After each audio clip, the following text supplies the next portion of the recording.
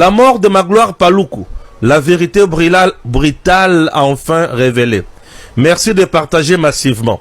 Une source fiable présente au cœur de Goma dévoile enfin le détail précis derrière l'exécution de Magloire Paluku, cadre influent du M23 et responsable central de la communication du mouvement.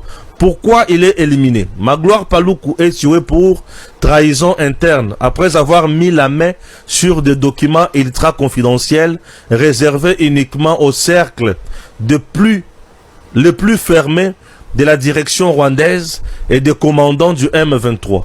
Dans ces documents, il découvre quoi?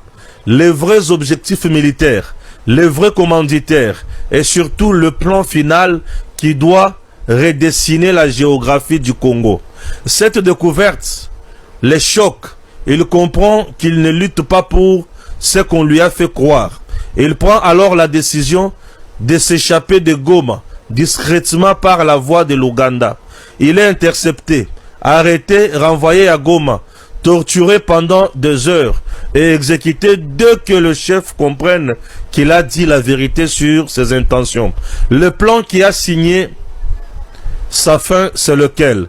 Les documents récupérés par Paluku décrivent clairement la feuille des routes finales. 1. Avancée stratégique vers Kalemi afin de couper logistiquement l'Est du reste du pays. Progression jusqu'à Kisangani, capitale stratégique du centre-est, pour paralyser l'État congolais. Ouverture d'un front vers le Katanga, zone minière clé, afin de sécuriser les ressources. Proclamation d'un État autonome du Kivu, totalement contrôlé depuis Kigali. Soutien à un mouvement katangais destiné à annoncer la création d'un État indépendant du Katanga avec Moïse Katumbi mis en avant comme figure politique. L'objectif final est clair: fragmenter la RDC en bloc affaibli, dirigé par des marionnettes politiques et militaires. Corneille Nangaa dans la ligne des mires.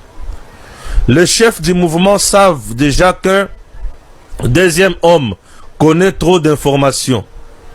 Corneille Nangaa, et il le surveille, il limite ses déplacements et il prépare le même sort que celui réservé à Paluku. Aujourd'hui, sa vie est menacée directement. Panique silencieuse à Goma. Depuis cette affaire, plusieurs cadres congolais du M23 sont pris de peur. Ils découvrent qu'ils ne travaillent pas pour la paix, ni pour une revendication politique, mais pour un plan annoncé de destruction nationale.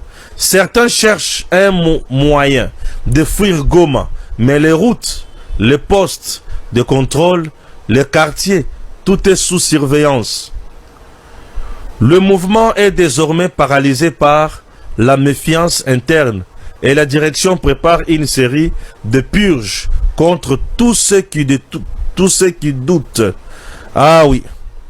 De chute imminente, la mort de Magloire Paluku n'est que le début. D'autres cadres déjà soupçonnés de ne plus être totalement loyaux seront éliminés dans les jours à venir. Ah, Paluku accueilli pe azo kende. Batusu bazo kende bazo landaye malembe et pe bazo suka nyonso bazo sila. Et le coup la bazo